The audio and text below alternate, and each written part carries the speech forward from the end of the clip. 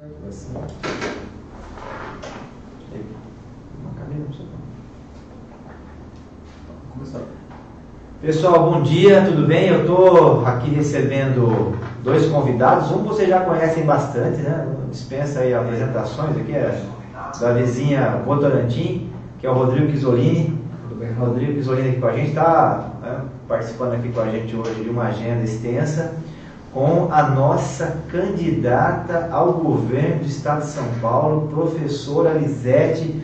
Muito obrigado pela presença. A professora dos professores, uma das principais referências em educação do Brasil, professora da Universidade de São Paulo, que tem uma história maravilhosa. Eu vou aproveitar aqui hoje, além de perguntar também um pouco para você, do programa de governo, né? Essa questão aí, vamos dizer que você já está todo dia respondendo isso, né? Quero saber um pouquinho da sua história também, porque a Lisete tem uma história linda, que é uma história também pela redemocratização do país, pessoal. Né? Tem a participação dela na gestão do governo da Erundina, com o Paulo Freire, tem a luta dela na ditadura militar. E essa é a pergunta, porque tem muito jovem que acompanha a gente que às vezes isso não é muito trabalhado no sistema de educação, né? Essa contextualização, vamos dizer assim, mais detalhada do que foi a ditadura militar. Eu queria que você falasse para a gente como é que veio a sua militância política, Lisete, como é que né? Como é que você foi, eu sei que você participou do Movimento Estudantil também, da luta conta um pouco para a gente dessa história, que é uma história bem legal. É uma história longa, hein? Não, prazer estar aqui com o Rodrigo. Prazer, Lisete. Certo. Pode fazer um resumo aí, você fica à vontade. Não, isso ninguém está te perguntando nas entrevistas, né? Pessoal, hoje a gente foi na Rádio Cruzeiro e daqui a pouco nós vamos na TV Globo. E as perguntas geralmente são educação, saúde, que é bom também, né? É bom. Mas eu queria fazer essa outra pergunta, que é uma pergunta assim, da tua militância política, como é que começou e tal. Você sabe que eu peguei uma época exatamente da chamada teologia da libertação. E naquela época havia uma disputa... Da Igreja Católica, né? A Igreja Católica tinha... no final dos anos 60, você tinha dois grandes educadores, a teologia da libertação e o Partidão, né? Por sinal, o Partido Comunista Brasileiro, que hoje, inclusive, é nosso coligado.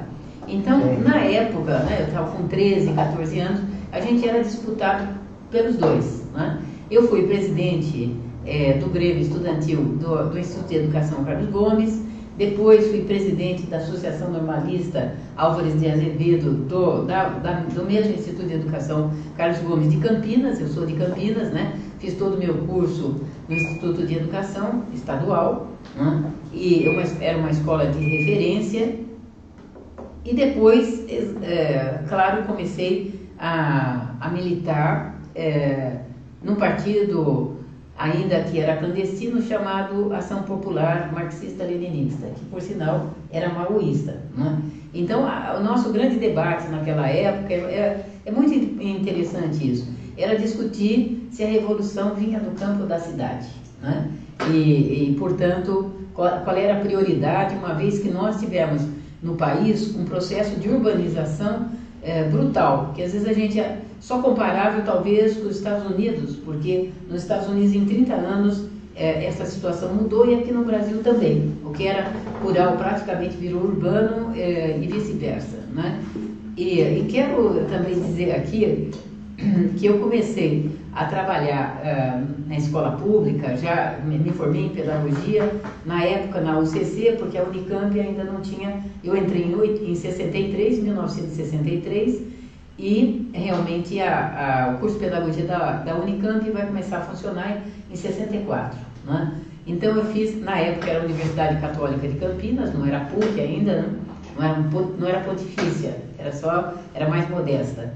E, de fato, ali também nós tivemos um trabalho muito importante, porque nós realizamos a primeira, não sei se você sabe disso, a primeira passeata contra a ditadura exatamente em 66. Não tinha o AI-5 ainda, né? O AI-5 é de 68, mas já tinha a retirada do Jambo. E nós ali fomos um pouco detidos, né? Nós fomos para dentro de uma igreja, a Igreja do Carmo, que era ao lado da universidade, e mesmo assim a polícia entrou na igreja. Claro que era uma outra situação. É que eu fiquei surpresa porque numa das primeiras vezes que eu fui presa no DOPS, fiquei sabendo que essa nossa passeata tinha virado um tema de um teatro que chama-se OEA, que mostra exatamente a gente. Eu diria que apesar de nós estarmos com um lenço preto e uma faixa preta nos braços, mesmo assim a gente é bem reconhecido. E portanto... Você ficou presa pela muito tempo, Odete? Como é que foi? Fiquei um mês. Um mês presa? Foi uma presa, tive o desprazer de ser uma presa pelo Sérgio Paranhos Fleury, que era o sanguinário perseguidor de comunistas naquela época. Né? E aí, os anos 70, você todo trabalhando na rede pública de educação? Isso, eu tive uma situação... Aí, em São Paulo? Em São Paulo, pelo seguinte, eu tive uma situação, Raul, peculiar, porque como eu fui presa, eu já era efetiva como professora de educação no Instituto de Educação Ferraz Godinho, em Conchas, aqui perto. E aí é o seguinte, eu respondi um processo administrativo, que é obrigatório, né? E surpreendentemente, e contra a maioria dos meus colegas professores, eu fui absolvida, porque eu era, você pode imaginar a cena, agosto de 70, 1º de agosto de 70, eu chego na escola para tomar posse. Conchas é uma cidade que tinha 10 mil habitantes, ela só tinha o Instituto de Educação e era uma atração de todos os municípios ali, né? O próximo Instituto de Educação só em Botucatu. Então, o que acontece? Era uma cidade que vivia em torno do Instituto de Educação. Eu assumi meu cargo e não quis assumir 40 horas, porque, bom, o que ia fazer o professor que estava no meu lugar? Você imagina que era um rapaz super simpático, que tinha acabado de casar, tinha um filhinho, que ficou desesperado. Ele me recebeu bêbado, porque exatamente ele pensava, tô perdido. Aí eu combinei com ele e falei, não, eu vou assumir 18 horas a aula, né? Eu quero te dizer que nessa época, quando a gente era considerado sacerdotes e sacerdotisas, nós ganhávamos muito mais do que realmente você ganha hoje como profissional da educação, né? Então, 40 horas aula eram cerca de 5 salários mínimos, né? Então, eu assumi as minhas 18 horas, até porque eu fazia curso de pós-graduação, não existia mestrado e doutorado em Ciências Sociais na USP, razão pelo qual eu fui... Nos 70, eu fui a última turma do Florestan Fernandes. Né? Poxa, tive o privilégio de estudar com ele, com a Taviane, com o grupo daquela época, que era muito interessante, muito interessante. E aí, você terminando o curso, você seguiu já para virar professora da Universidade de São Paulo? Isso, não. Você sabe que em 68 eu era professor chamado precário, para você saber, foi meu primeiro processo. Só para as pessoas terem ideia. Nós reivindicávamos, e para a gente pensar a gravidade da situação da educação. Como professora precária, é feio chamar professor precário, né? Eu achava que eu não era precário, eu era totalmente competente, estava preparado. E efetivamente nós reivindicamos, 69, que a gente fosse contratado pela CLT, aliás, como mandava a Constituição. Veja, o próprio ato institucional de 69 mandava que você fosse contratado. Mas nós fomos enquadrados na Lei de Segurança Nacional, porque era considerado subversivo reivindicar melhorias nas condições de trabalho. Agora, pensa bem, Marcelo, nós estamos em 2018. Isso aconteceu em 69. Até hoje, nós não temos o professor eventual contratado pela CLT e que eu diria que a Constituição continua mandando que eventuais sejam contratados pela CLT. Você tem uma vergonha nacional que é a existência do professor dito de categoria O, que é a forma mais indigna de relação de trabalho que você tem hoje em relação aos professores. E aquela duzentena, né? Que é outra coisa. Professor categoria O? Nossa. Fiquei por 3 anos como categoria O. Não, minha solidariedade total, total. Difícil, né? Isso, eu acho que você como candidato a deputado federal, você deveria realmente colocar como, sem dúvida nenhuma, como prioridade, obrigar que de fato os professores tivessem uma condição. Sempre nós vamos precisar de professores eventuais. e no mínimo ter uma dignidade nessa relação. Trabalho, Exatamente. Deixa eu te fazer uma pergunta aqui. Você tem uma vivência, né, do Brasil no regime militar, depois da democratização, né, e no período militar a gente tinha um crescimento da presença da indústria, né, que é sobretudo no governo Geisel, ali, segundo o Plano Nacional de Desenvolvimento. A gente teve a indústria brasileira, chegou a fazer mais do que da metade, né, responsável mais da metade da economia nacional, ficou muito forte, com grandes projetos. O país ficou rico, virou uma grande economia. A gente redemocratiza o país e o país rico, redemocratizado, com uma Constituição cidadã, e mesmo assim as contradições, sobretudo a desigualdade social, ainda continua campeando entre nós, campeando. Como é que você vê esse processo? Assim? Porque entra geração, sai geração, a gente hoje tem uma questão jurídica bem avançada, né? O Brasil ainda é, apesar da crise, uma grande economia, né? Você acha que só o sistema educacional, quais seriam os pontos se você fosse fazer, se você tivesse poucos tiros para dar, né? Aonde você acha que são os tiros certeiros aí para que a gente possa ter, não no curto prazo, né, mas pelo menos no médio prazo, uma alteração nessa estrutura social que a gente tem, que é praticamente quase que de caça social, né? Nós tivemos o PSDB, né, e o PT, que se alternaram nos governos desde a democratização para cá, são dois partidos que participaram da luta contra a ditadura militar. Você pegar o Covas, né, pegar o Montoro, ali na PUC, professor de direito da PUC, inclusive avançadíssimo, né, o próprio Fernando Henrique Cardoso, você pegar o Lula, que também foi preso, Zé Dirceu, Genuíno. Então são as duas estruturas partidárias que emergem ali da redemocratização do país, passaram pelo governo. A gente olha hoje para trás e percebe que o Brasil avançou muita coisa, na verdade, também dizer isso aqui. Mas a gente continua com essa estrutura de desigualdade, essa máquina de moer gente, sobretudo os mais pobres, e jogar esperanças aí para fora. O que você, a sua experiência na área, como é que você acha que são assim? Eu vou te dizer, eu acho que a educação é uma área que nós temos que investir.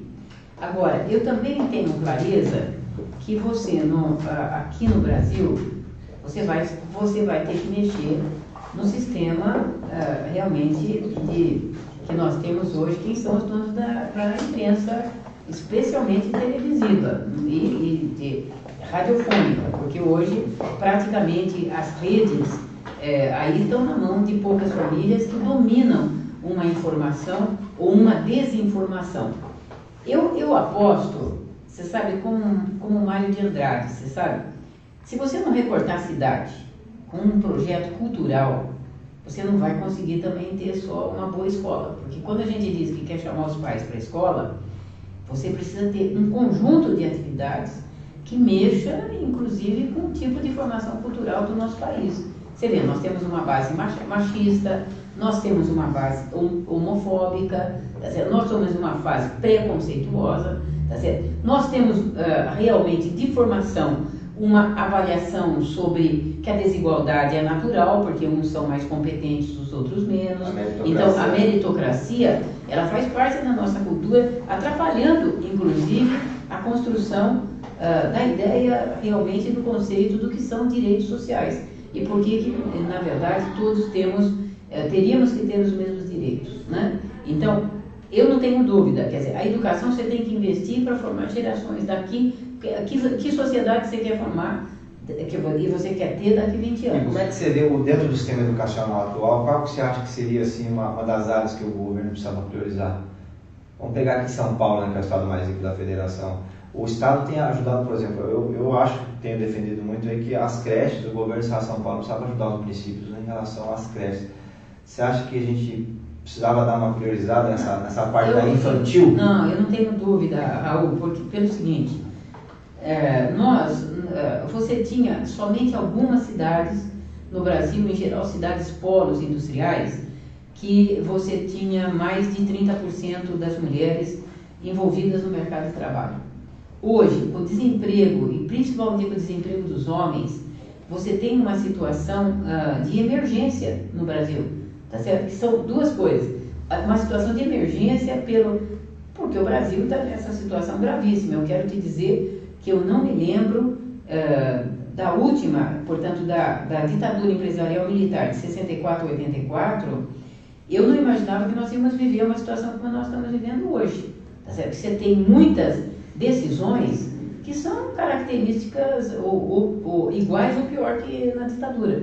Né? Você veja, a escola sem partido, ela também está aí a serviço de uma concepção de controle sobre o pensamento, acima de tudo, que os professores fazem sobre a juventude. Então, é um controle indevido porque eles não querem que a população seja capaz de pensar. Quanto mais a população, especialmente a menos escolarizada, começar a pensar de forma independente, tiver acesso à informação verdadeira, né? Bom, mais direitos sociais ela vai reivindicar. E como é que você contém isso? Você contém isso, primeiro, com o medo, tá certo? E segundo, com a desinformação, com a má formação.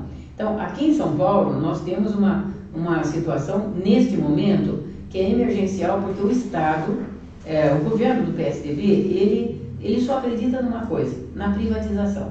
Não existe nenhum investimento em equipamentos que sejam públicos, gratuitos e de qualidade.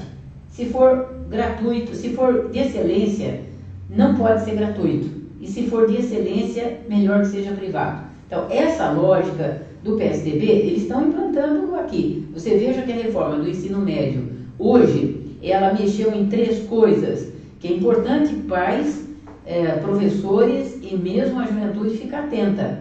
Porque inventou que ia ter uma combinação de oportunidades de formação, que já é mentira, porque você tem mil municípios que não tem nenhuma escola de ensino médio, você tem perto de 2.000 municípios que tem exclusivamente uma escola de ensino médio, tá certo? Então, cadê as especializações? Então, e mais, como eles estão fechando salas de aula, eles estão aumentando o número de alunos no ensino médio, partindo de uma premissa absolutamente maluca, antissocial e antipedagógica, que é o fato de dizer, como o aluno vai desistir, nós temos uma evasão significativa da primeira para a segunda série do ensino médio, então eu já ponho 60 porque vão sobrar 40, tá certo? Quer dizer, é a lógica mais perversa, é até uma lógica, desculpe o termo, burra do ponto de vista,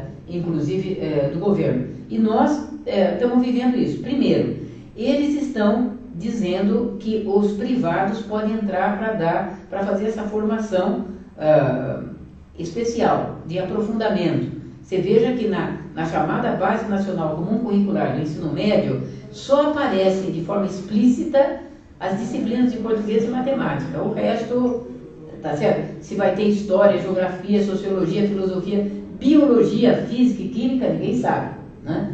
Nem artes, ali fica omisso. E nem educação física. Aliás, o próprio inglês, eles disseram, olha, é obrigatório, mas também ninguém sabe muito bem como é que vai ser feito. Então, cuidado com essa proposta.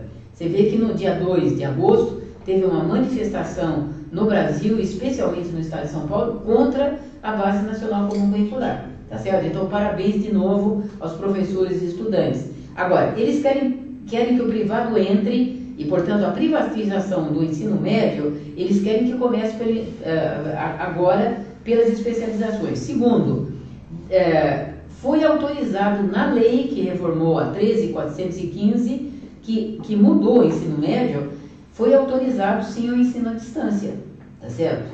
Terceiro, sob a alegação que quem não pudesse fazer, fazia à distância. E terceiro, criaram uma figura extravagante chamada o professor de notório saber.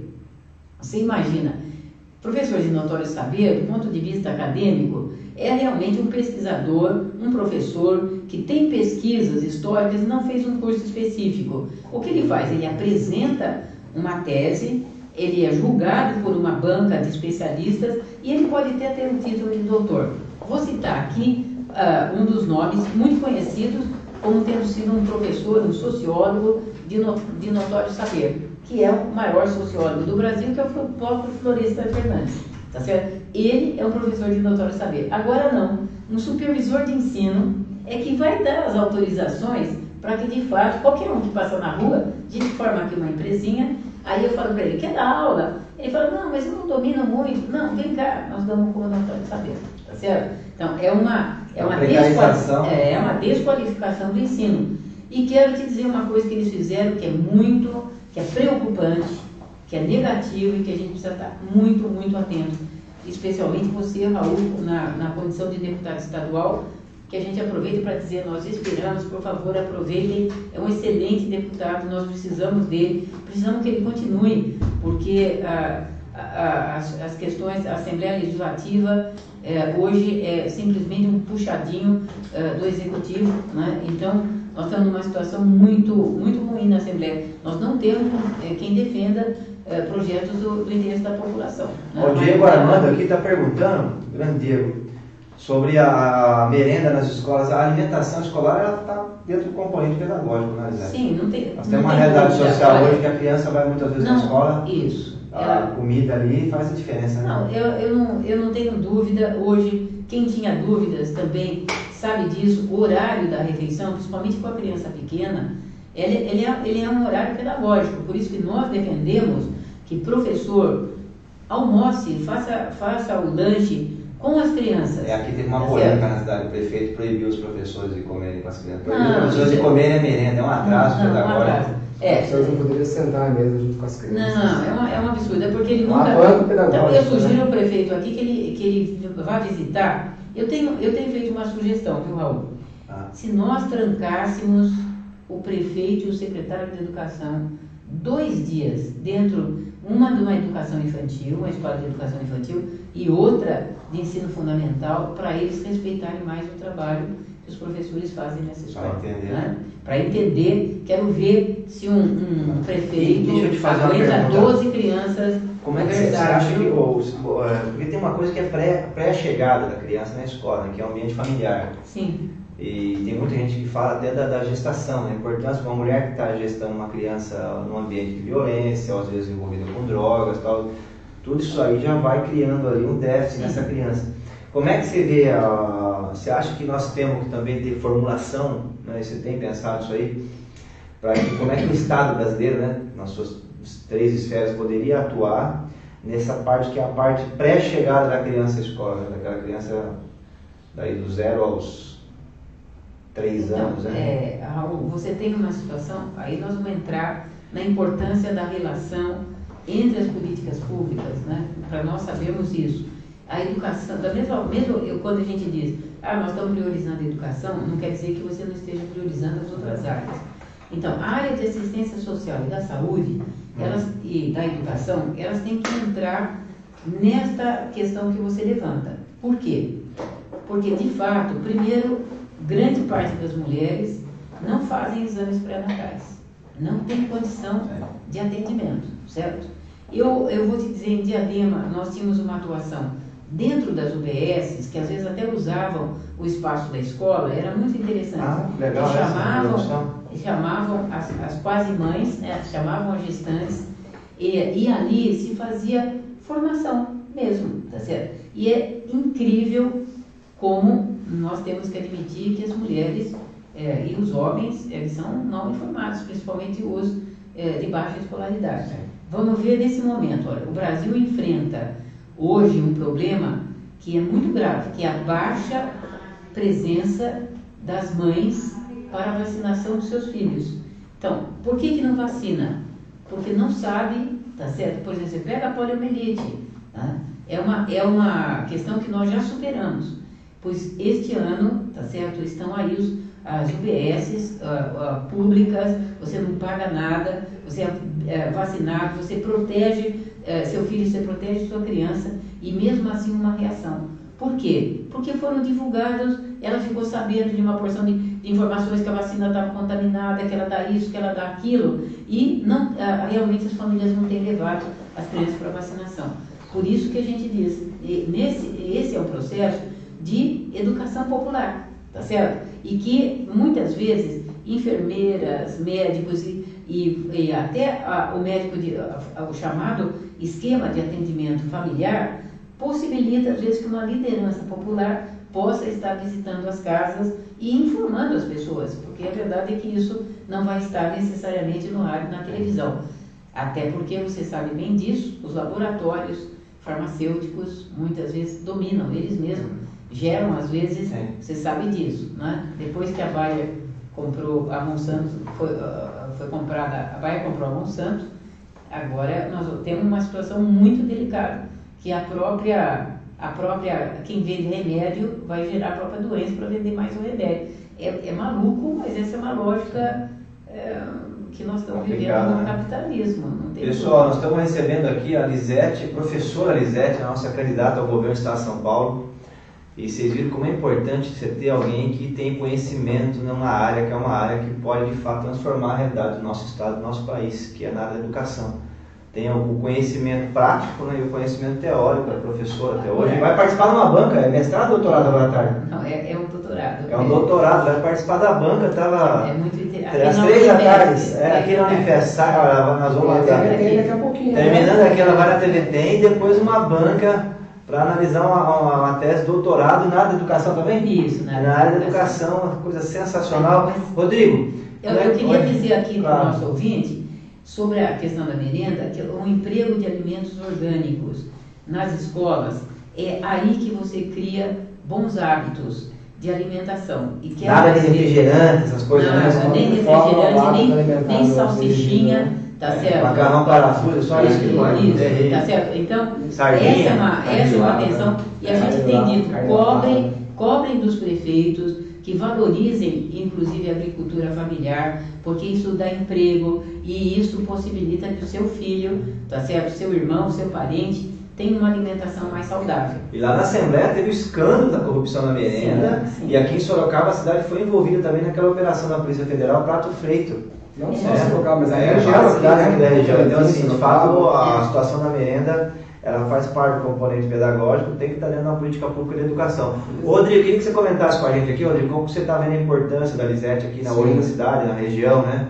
Desse diálogo que ela está fazendo com toda a população aqui, teve na rádio, vai estar na TV Globo daqui a pouco. Como é que você está vendo? Fala um pouquinho, você que é o nosso candidato a deputado federal, nós estamos querendo mandar você lá para Brasília, para bater taculipe lá e interromper qual é seu a número? reforma da Previdência. Qual é seu número? 50,90. Fala aí pra E o gente. seu aqui, é isso? Para votar nos dois aqui, ó. 50, 550 ou 50, 550. Tem uma... 50, 550. qualquer um dos dois. Tem bastante 5 no pedaço. Eu queria desejar um bom dia a todos que estão nos acompanhando, né, pela internet. Dizer que é uma honra, né, para nós é uma satisfação estar com a Lisete hoje em Sorocaba. A Lisete já esteve na Rádio Cruzeiro FM tratando de 3 assuntos importantes, vários, mas 3 são muito importantes, né, a questão da saúde, educação e segurança pública. A Lisete é um patrimônio, né, da luta, da educação. Gentileza, vocês viram, é bom ter amigos, né? Lisete esteve ao lado do Paulo Freire, que é reconhecido no mundo todo como um dos grandes pensadores e educadores, né? Infelizmente, e acho que é uma fratura que é aberta na sociedade brasileira, que no seu próprio país o Paulo Freire não conseguiu exercer com toda a energia e com toda a liberdade aquilo que ele produziu, né? Que é o fundamental, né? Alfabetizar o indivíduo, né? Ajudar na alfabetização. Então, para nós é uma honra ter a Lisete aqui. E, Lisete, eu queria te fazer uma pergunta, né? Tanto eu como o Raul, a gente tem andado muito aí nas ruas, nas feiras, porta de fábrica, nos bairros. E a gente percebe que tem 3 questões que têm afetado muito a população, têm preocupado muito o nosso povo. Uma questão é a educação, que você já tratou desse assunto, a outra é a saúde, e uma terceira é o emprego, né? Nós sabemos aí que no Brasil, o Brasil está com quase 14 milhões de brasileiros e brasileiras desempregados. Nós estamos com 32 milhões de nacionais também, né, vivendo aí na precariedade do trabalho, na informalidade, sem recolher previdência, sem direito trabalhista algum, né? É verdade que a questão do emprego é uma questão que tem a ver com a política econômica, né? É uma questão federal, mas como que você entende e propõe aqui no nosso estado, como que o estado de São Paulo sendo o mais industrializado do país, né? E com um orçamento, né, maior, né, da federação, como que você acredita que o estado de São Paulo poderia enfrentar essa situação num governo nosso? Sim. Num governo Lisete, governadora? Eu quero te dizer o seguinte: primeiro a gente vai ter que rediscutir o processo de reindustrialização do estado, porque o estado de São Paulo também tem perdido indústria de uma forma muito, muito rápida, né? Então vai ter que ter uma disputa, um estímulo, um incentivo, porque nós sabemos que a indústria dá empregos e é muito bom. Hoje nós estamos vivendo praticamente das coisinhas feitas pela China, né? Que tal se a gente produzisse aqui? A outra coisa, produzir aqui, né? não tem dúvida nenhuma, temos isso dá tecnologia, emprego. tem uma parte industrial suficiente. Claro. Né? Agora, eu também não tenho dúvida que a primeira coisa que nós vamos ter que fazer é fazer concursos públicos, que por sinal dá emprego para muita gente, né? Porque todas as áreas sociais estão desabastecidas. Você vê que aqui mesmo, né, o Raul acabou de me apresentar os dados, que faltam mil pessoas, médicos, para ser contratados no hospital de forma imediata, tá certo? Segundo, quer dizer, você tem a área de educação também. As escolas estão sem aulas, com um professor específico. Se um professor falta, o aluno já está sem aula. E terceiro, realmente a área da própria polícia, tá certo? Você veja que nós já identificamos, faltam 12 mil postos de trabalho da Polícia Civil. Você vê que se realmente nós valorizarmos de fato o direito da população a terem os seus direitos sociais, que é segurança, saúde e educação, nós vamos estar dando um passinho. Agora, nós queremos, e eu quero dizer, Rodrigo, que é muito importante, o que nós temos sentido da parte, inclusive, dessa questão do desemprego. Você tem duas situações, que é o fato que hoje muitos homens estão desempregados. E você sabe que quando os homens estão desempregados, é a mulher que vai quebrar o galho. Sim. E, em geral, ela acaba tentando atuar na área do que ela sempre fez, que é cozinhar e costurar. Sim. E aí, é uma coisa, você vê o número de homens hoje que nós temos vendendo qualquer coisa, como ambulantes, em qualquer cidade, em qualquer semáforo, é uma coisa preocupante, né? Então, nós queremos também facilitar a organização de pequenas cooperativas e outras organizações que possam rapidamente juntar essas mulheres, facilitar, criar um crédito para elas, um crédito mínimo que seja mais fácil, né? E ao mesmo tempo da assistência técnica. Porque eu vou te dizer, Rodrigo, como eu trabalho com financiamento de educação, eu sei a dificuldade que nós mulheres temos um pouquinho para entender todas as exigências, eu diria, da administração pública para prestar contas. Então, queremos dar uma assistência técnica de uma tal maneira que ela receba um dinheirinho e possa imediatamente devolver. Você veja só, pega uma cidade, ou as 22 cidades hoje da região metropolitana, você tem grupos realmente de mulheres, de cooperativas de mulheres, que vão providenciar os uniformes das crianças nas escolas. Você gera uma mão de obra que vai permitir ter um dinheirinho, manter a família, tá certo? E contribuir local, né? Solidariamente com o homem enquanto a gente toma outras providências para você ampliar o mercado de trabalho, não é? A mesma coisa eu digo em relação às refeições. Em vez de você contratar, você pode ter e você vai valorizar exatamente as cozinheiras que podem ser sim admitidas na escola e farão refeições inclusive mais saudáveis a partir exato dessa cooperação. Né? Pessoal, deixa eu ficar porque eu estou preocupado que nós temos um horário para ir para a entrevista lá na TV Tem, e eu quero agradecer bastante ao pessoal que acompanhou, quem está chegando agora, né, quem viu gravado. Nós estamos recebendo aqui hoje a professora Lisete, nessa passada por Sorocaba. Eu quero agradecer aqui em nome da população da cidade, da região metropolitana, nossos 27 municípios, a sua presença aqui. Alguém que conhece de fato a situação do país, né, por ter estudado os problemas brasileiros, sobretudo a estrutura da educação, mas não só, né? E agradecer também a presença do Rodrigo Isolini aqui, que é de Votorantim, que nós estamos nessa dobrada, nessa caminhada, né, para ver se a gente consegue ter um representante da região na Assembleia e também mandar um representante para Brasília, porque nós vamos ter uma agenda muito difícil no Congresso Nacional, né, de reforma da Previdência. As principais candidaturas à presidência da República, todas elas se comprometeram, umas para fazer uma reforma mais radical, outras menos, mas todo o sentido de todas essas reformas é de retirar direitos. Então nós vamos precisar ter alguém lá, restituir os direitos trabalhistas que nós perdemos, né? E aqui no estado de São Paulo continuar essa luta de denúncia. Só na área de emprego, para fechar, Lisete, Nós temos aqui umas 40 obras paradas. Não, Se você, a pior coisa.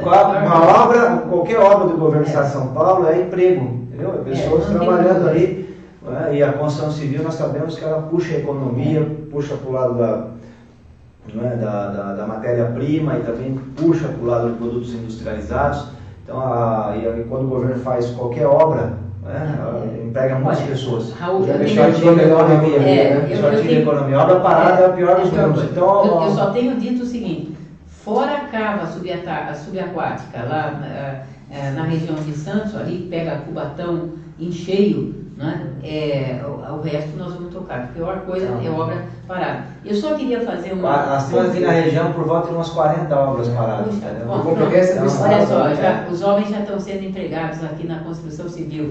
Eu queria só fazer uma observação quando ele falou do emprego, porque eu acho também o seguinte: nós temos visto o número de pessoas mais jovens e até o trabalho infantil voltando à ordem do dia, porque você precisa, e claro, um moleque por qualquer trocadinho, se não tem nada em casa, ele vai topar. E por isso nós queremos fazer essa escola em tempo integral, mas pagando, principalmente para a população mais pobre, que é uma bolsa de estudo de uma tal maneira que esse menino realmente não seja chamado pelo tráfego para ganhar um dinheirinho a mais, mas que ele possa realmente ter o direito e acesso e permanência na educação. Temos que disputar essa juventude com o crime organizado, né? Não tem apresentar uma solução. Em relação ao emprego, pessoal, não é destino manifesto no Brasil viver no desemprego. Aqui em Sorocaba, por exemplo, nós tivemos o prêmio emprego recentemente, coisa de 6, 7 anos. Então, se nós tivermos uma política arrojada, né, sobretudo na área da construção civil, que emprega muito, né, e também uma política industrial adequada, né, e aí tem várias coisas, câmbio, juros, tal, crédito, nós tivemos tudo isso aí, e uma renegociação, tem várias candidaturas colocando, eu acho que estão corretas, inclusive, sistêmico endividamento no Brasil, sobretudo das famílias, é preciso ter uma renegociação dessas dívidas em bases mais reais. Imagina, uma pessoa que está no cartão de crédito... Eles só desculpam banqueiros, né? Uma pessoa que está no rotativo do cartão de crédito, pagar 400% não tem pé em cabeça, isso inviabiliza o consumo. Então, de fato é possível, e aqui no estado de São Paulo nós estamos com a Lisete, a nossa candidata ao governo do estado de São Paulo, para de fato transformar a educação de São Paulo à altura do que o estado pode fazer, que é o estado rico. Nós temos condição de, por exemplo, pegar a Unesp aqui em Sorocaba, que só tem curso de engenharia ambiental e automação, e pôr no nosso Unesp o curso de medicina. Entendeu? Por que não pode ter curso de medicina? Por que Botucatu ou Unesp pode ter curso de medicina e não pode ter aqui? Pode e aí nós só vamos ter médico das famílias que conseguirem pagar 6, 7 mil reais, entendeu? Não tem justificativo. Então nós podemos, esse é um compromisso da Lisete que está assumindo com a nossa região. Está assumindo o compromisso também da defesa do nosso Tupararanga, que é a represa que abastece de água Sorocaba e a região. Tem um som de fundo aí. Ela fome. Está passando um peixe.